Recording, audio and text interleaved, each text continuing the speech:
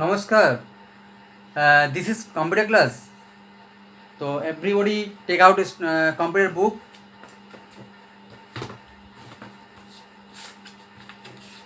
The chapter number 5, page number chapter number 5, page number হচ্ছে 40, page number 40. Okay, chapter 5, page number 40. Everyone take out.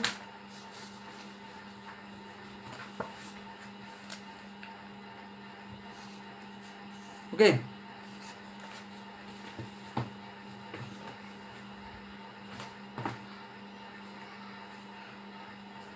The working is MS Word 10. এখন MS Word 10 আমরা জানি প্রত্যেকে যে MS Word 10 কিন্তু খুব ব্যবহার হচ্ছে আমাদের কম্পিউটারের মধ্যে। তো MS ইউজ কী আছে যে ওয়ার্কিং ইন MS Word 10। তো ফার্স্ট আমরা পড়ি সেন্টেন্স কী লিখেছে না, উই ইউজ ভালো করে পড়বে, বইয়ে হাত দিয়ে রাখো এবং লাইনগুলো প্রত্যেকটা লাইন ভালোভাবে পড়ো, ঠিক আছে। We use a word processing software for typing document, কী বলছে, we use a word processing software for typing documents such as letters, stories, reports, articles, note, etc. on the computer. তাহলে কম্পিউটারের মধ্যে কী হচ্ছে, আমরা we use a word processing software কী করছি আমরা, typing documents such letter, stories, reports, articles, notes etcetera on the computer. এই word processing software can be use for creation, কী বলছে, word processing software can be আমরা use করতে পারি কোথায় কোথায়, ক্রিয়েশন এবং তৈরি করতে, editing, printing our text document. Okay, word processing is one of the most commonly use computer applications. কী বলছিলাম, word processing is one of the most commonly used computer applications. There are many word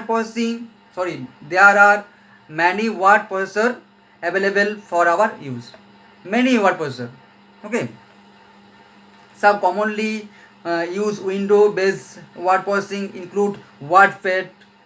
কি আমরা করতে পারি আমরা সেটা দিয়েছে, যেমন উইন্ডোজ বেস যেগুলো word processor include WordPad, Perfect, and MS Word, Microsoft Word, আমি একটু আগে বললাম যে ইন শর্ট নোট যেটা আমরা MS Word আমরা জানি, মাইক্রোসফট ওয়ার্ড যেটা আমরা MS Word বলে জানি।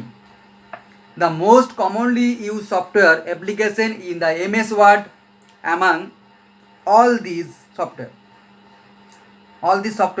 this software was first lunch কখন করেছিল, মাইক্রোসফট কে লাঞ্চ করেছিল না, Microsoft corporation is the first lunch the software in the year কথা হচ্ছে 1980, তাই তো। অ্যান্ড দ্য লাস্ট কী হচ্ছে ভার্সন হচ্ছে কি MS Word 2016 লঞ্চ করেছিল 1918-এ, কিন্তু যেটা আমাদের লেটেস্ট ভার্সন আছে কি আছে MS Word-এর, মাইক্রোসফট ওয়ার্ডের 2016।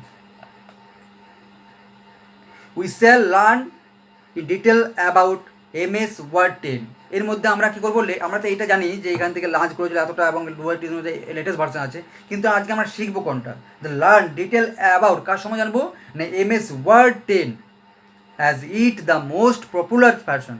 এটা খুব মোস্ট পপুলার, 7 থেকেও 7 এবং 10 খুব পপুলার। উইন্ডোজ আমরা খুব ওয়ার্কিংয়ে বেশি ভালো ব্যবহার করা হয়, উইন্ডোজ 7 এবং উইন্ডোজ 10। তো MS Word আমার এখানে যেটা আছে 10 আছে,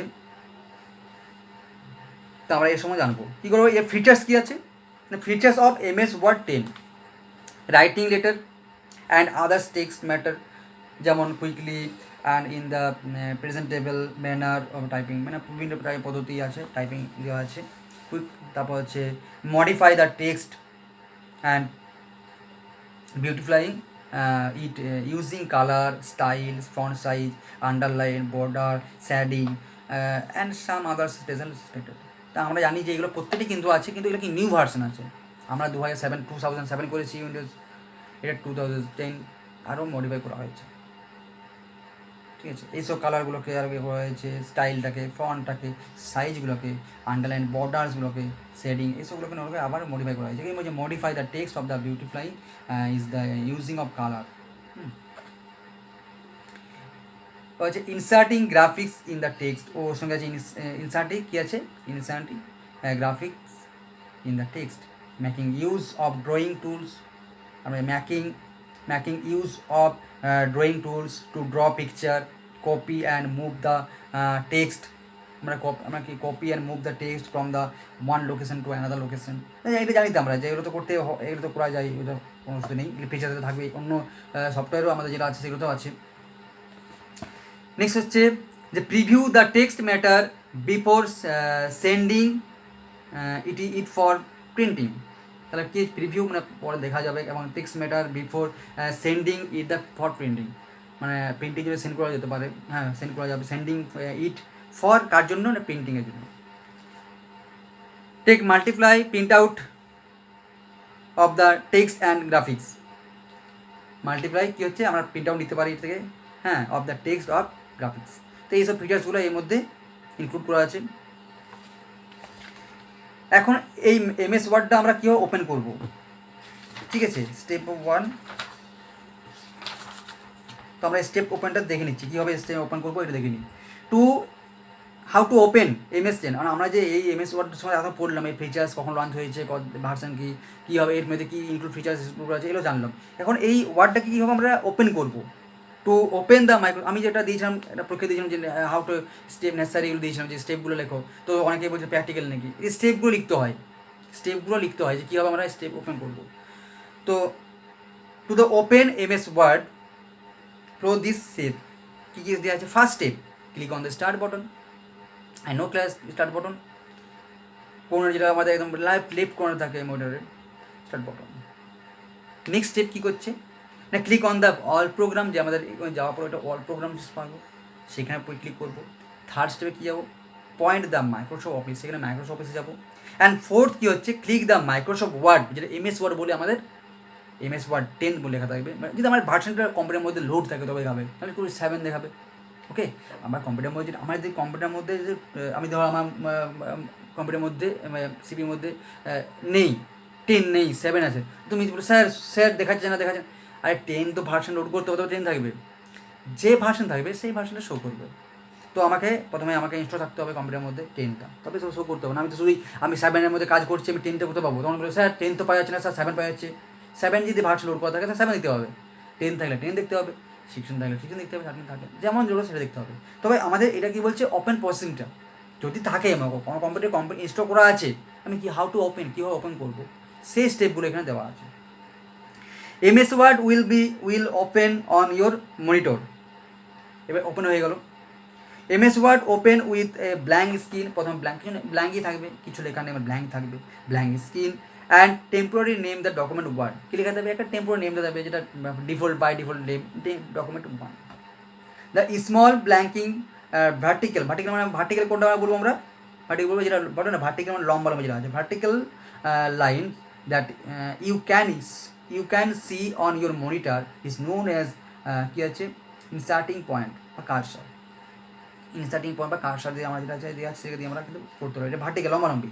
it's mark the position from where the text typing the character appears, কোথায় আমি মানে পজিশনটা ঠিক করার জন্য আমি কোন জায়গাতে টাইপিং করবো, কোন জায়গা প্লেসের মধ্যে, সেটা পজিশন ঠিক করার জন্য কারসারটা দেওয়া আছে, ঠিক আছে, যে ভার্টিক্যালি।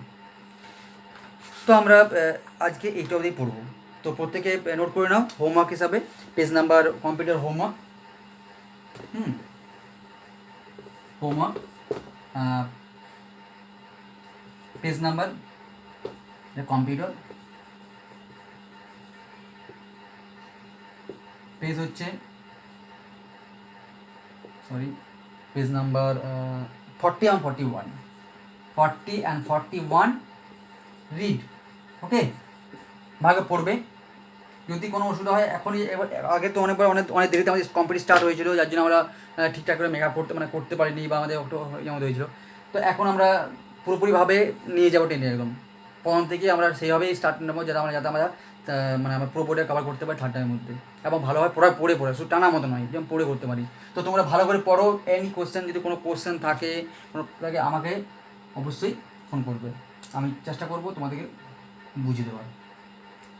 ঠিক আছে, এটা আমার হোমওয়ার্ক থাকলো কম্পিউটারে পেজ নাম্বার 40 এবং 41 ভালো করে রিড করবে। ঠিক আছে, এনি প্রবলেম আমাকে কল করবে, নাম্বার তো দেওয়া আছে, তোমার নাম্বার জানে সবাই। তো আমাকে নমস্কার।